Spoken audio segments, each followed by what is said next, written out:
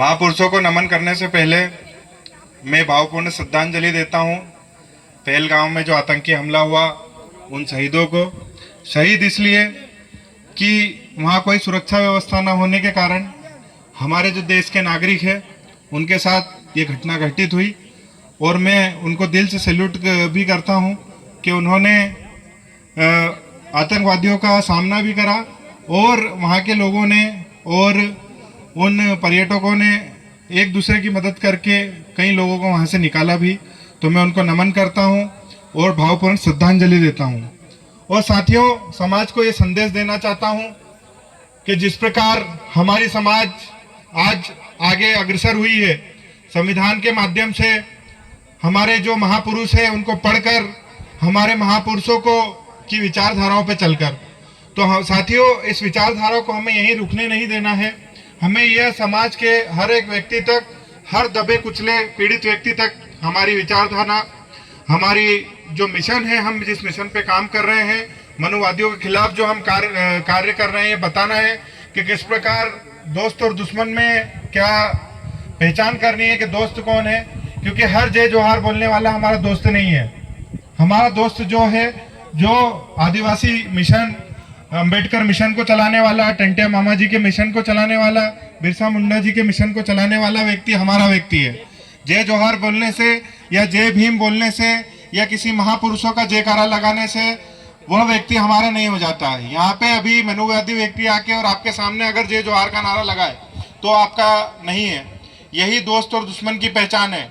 जो हमारे घर के पास, हमारे मोहल्लों में, हमारी समाज के लोगों में जहर, जो शराब का जहर है, हमारी कॉलोनियों के पास, हमारे मोहल्लों के पास, हमारे गांव के पास क्यों खोल रहे हैं? ये लोग हमारे दुश्मन हैं, ये हमारे दोस्त नहीं है। और ये ना हमारे दोस्त हो सकते हैं, क्योंकि ये समाज को गलत राह पे ले जा रहे हैं। जो लोग हमारे लोगों को 500, 1000 रुपए देकर अपनी रैलियों में ले जाते हैं, वो भी हमारे दोस्त नहीं है, वो भी हमारे दुश्मन है। यह हमारी समाज को हमें बताना होगा।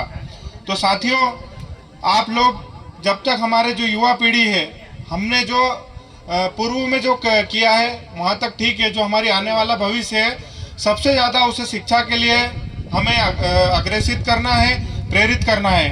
साथियों, एक विषय और मैं आपको बताना चाहता हूँ। जैसे ही आपको अभी भाई आए और कहा कि गुड मॉर्निंग, तो गुड मॉर्निंग का विषय यह है कि आप अभी जागे हो तो आप इस चीज़ को सुन लो।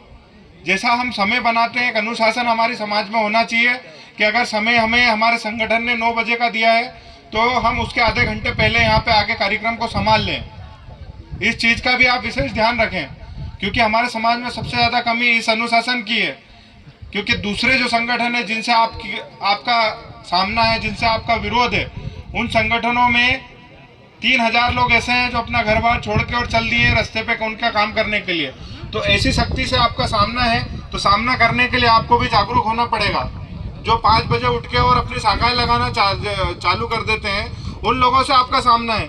तो आप लोग जब तक जागरूक ना होंगे, जब तक आप लोग सही दिशा पर समाज को नहीं लाएंगे, जब तक शिक्षा संगठन और संघर्ष की बात आप नहीं करेंगे, तो आप लोगों को वहाँ तक पहुँचना, मंजिल तक, वो कहते हैं ना कि दिल्ली अभी दूर है, तो दिल्ली आपके लिए बहुत दूर है। उसके लिए आपको समाज को एकत्रित करना होगा। हर जगह ग्राम सभा या मीटिंग के माध्यम से आपको बताना होगा कि हमारा मिशन क्या है। सिर्फ जय जोहार बोलना, जय भीम बोलना हमारा मिशन नहीं है। बाबा साहब अम्बेडकर की विचारधारा, टंटिया मामू बिरसा मुंडा की विचारधारा जन जन तक पहुंचाना, समाज जन तक पहुंचाना, ये हमारा कार्य होना चाहिए। और इसी के साथ मैं एक संदेश और देना चाहूँगा। जैसे बाबा साहब अम्बेडकर ने कहा है कि शिक्षा व शेरनी का दूध है, जो पिएगा दहाड़ेगा।